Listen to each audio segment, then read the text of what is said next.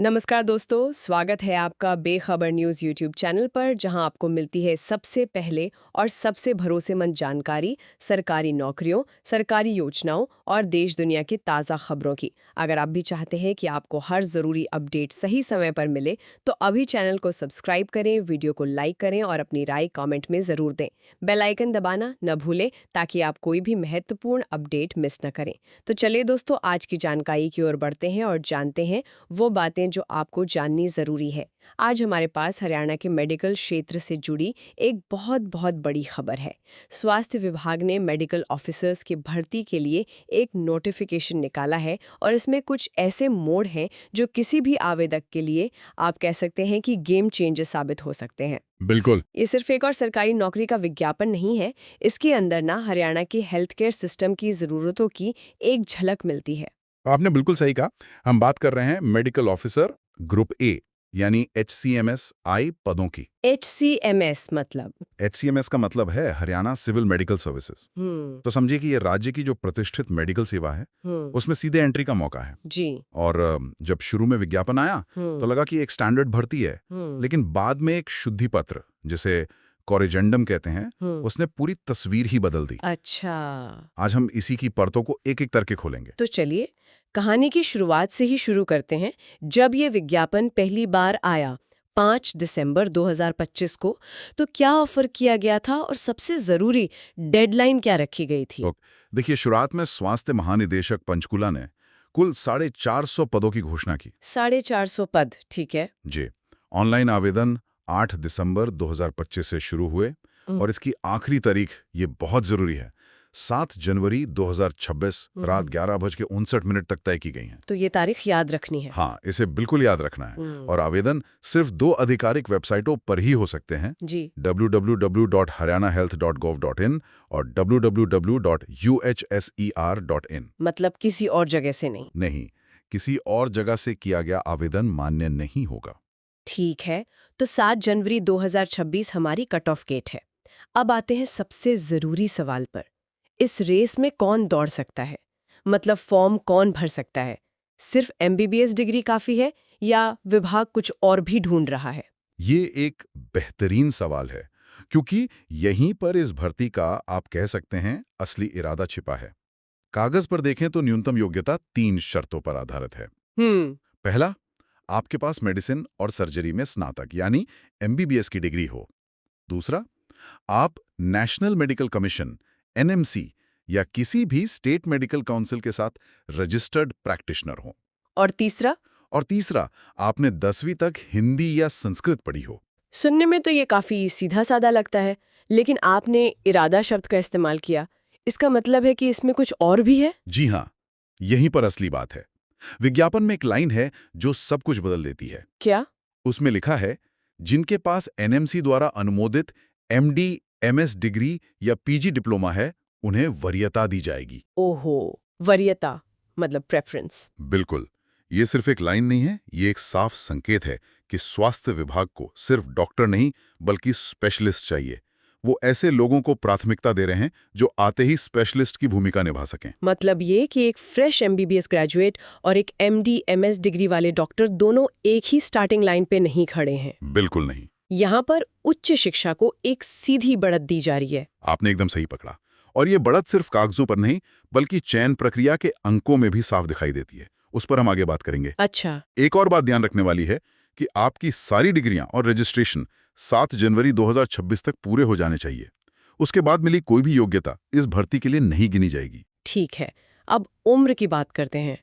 अधिकतम उम्र 35 साल रखी गई है, जो मेडिकल प्रोफेशन के हिसाब से थोड़ी कम लग सकती है, क्योंकि स्पेशलाइजेशन में ही काफी समय लग जाता है। क्या यहाँ कुछ रियायतें आए हैं? हाँ, और ये रियायतें भी इसी कहानी को आगे बढ़ाती हैं कि विभाग अनुभवी लोगों को आकर्षित करना चाहता है। सामान्य श्रेणी के लिए ऊपरी आयु सीमा 35 वर्ष है, लेकिन हरियाणा के आरक्षित वर्गों के लिए इसमें छूट है। जैसे SC और BC श्रेणियों के लिए 5 साल की सीधी छूट है। मतलब वो 40 साल तक आवेदन कर सकते हैं? जी बिल्कुल। और कोई और भी खास वर्ग हैं जिन्हें छूट दी गई है? हाँ, कई हैं। दिव्यांगजनों के लिए 10 साल की सीधी छूट है। विधवाओं और तलाकशुदा महिलाओं को 5 साल की छूट है। भूतपूर्व सैनिकों को उनकी सर्विस की अवधि प्लस 3 साल की छूट मिलेगी। और एक बहुत दिलचस्प नियम है। क्या? जो लोग पहले से हरियाणा सरकार के किसी विभाग में कॉन्ट्रैक्ट पर काम कर रहे हैं, उन्हें उनके अनुभव के बराबर आयु में छूट मिल सकती है। अरे वाह! हालांकि किसी भी हालत में सभी छूटों को मिलाकर ऊपरी आयु सीमा 52 वर्ष से ज्यादा नहीं हो सकती। ये एक लिमिट है। तो ये नियम साफ तौर पर उन डॉक्टरों को भी मौका दे रहे हैं जो शायद प्राइवेट सेक्टर में कुछ साल काम करने के बाद सरकारी सेवा में आना चाहते हैं। सही बात है। अब उस हिस्से पर आते हैं जो अक्सर सबसे ज्यादा उलझाता है, आरक्षण और दस्तावेज। शुरुआत में जो 450 पद थे, उनका बंटवारा कैसे किया गया था? देखिए, मैं यहाँ हर श्रेणी के नंबर गिनाकर सुनने वालों को बोर नहीं करूंगा। हाँ, वो तो नोटिफिकेशन में देख ही लेंगे। मोटी बात यह है कि लगभग आधे पद सामान्य श्रेणी के लिए थे और बाकी एससी, बीसीए, बीसीबी और ईडब्ल्यूएस जैसी आरक्षित श्रेणियों में बटे थे। यहाँ नंबरों से ज्यादा जरूरी है आरक्षण से जुड़े नियमों को समझना, क्योंकि एक छोटी सी गलती पूरा आवेदन रद्द करवा सकती है। बिल्कुल। तो वो कौन सी गलतियां हैं जिनसे उम्मीदवारों को बचना चाहिए? सबसे बड़ी और पहली शर्त, आरक्षण का फायदा सिर्फ उन्हें मिलेगा जिनके पास हरियाणा का डोमिसाइल है। मतलब हरियाणा के निवासी। जी, अगर कोई दूसरे राज्य से है, भले ही वो आरक्षित श्रेणी में आता हो, उसे यहाँ सामान्य श्रेणी में ही गिना जाएगा। दूसरी ओर सबसे अहम बात, बीसीए और बीसीबी श्रेणी के उम्मीदवारों को अपना नॉन क्रीमी लेयर सर्टिफिकेट जमा करना होगा, और वो भी वित्तीय वर्ष 2025-26 का बना हुआ, यानी 1 अप्रैल 2025 के बाद का।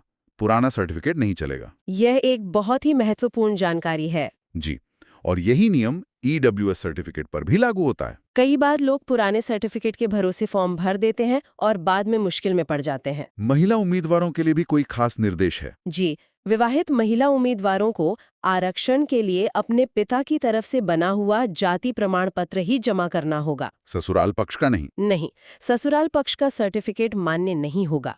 ये एक छोटी सी बात लगती है, लेकिन बहुत से आवेदन सिर्फ इसी वजह से खारिज हो जाते हैं। ये तो हुई नियमों की बात। अब आते हैं उस प्लॉट ट्विस्ट पर जिसका जिक्र हमने शुरू में किया था। हाँ, सब कुछ 450 पदों के हिसाब से चल रहा था। फिर अचानक ऐसा क्या हुआ कि पूरी भर्ती का गणित ही बदल गया? यहीं पर कहानी दिलचस्प होती है। विभाग ने एक शुद्धि पत्र, मतलब कॉरिजेंडम जारी किया। अच्छा। और उसने उम्मीदवारों को एक बहुत बड़ा सरप्राइज दिया। पदों की संख्या 450 से बढ़ाकर सीधे 777 कर दी गई। 1 मिनट, क्या कहा आपने? 450 से 777। जी हाँ, 777।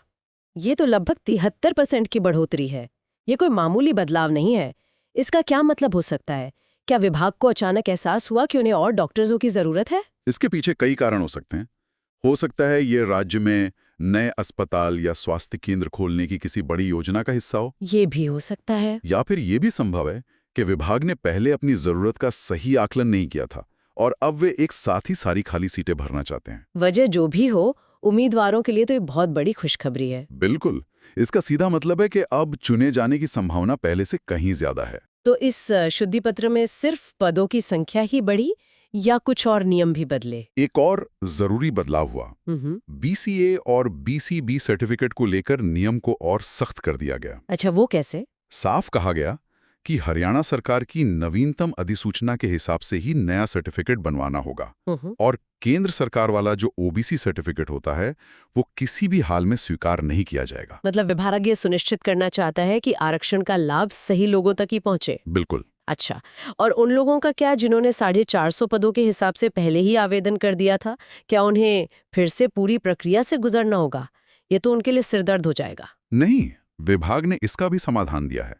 उन्होंने कहा है कि अगर जरूरी हो तो पहले आवेदन कर चुके लोग दोबारा आवेदन करें, लेकिन अच्छी बात यह है कि उनकी पहले जमा की गई फीस को नए आवेदन में एडजस्ट कर लिया जाएगा। हाँ। उन्हें दोबारा फीस नहीं भरनी होगी। चलिए, ये एक राहत की बात है। जी। तो अब 777 पदों के साथ ये मुकाबला और भी बड़ा हो गया है।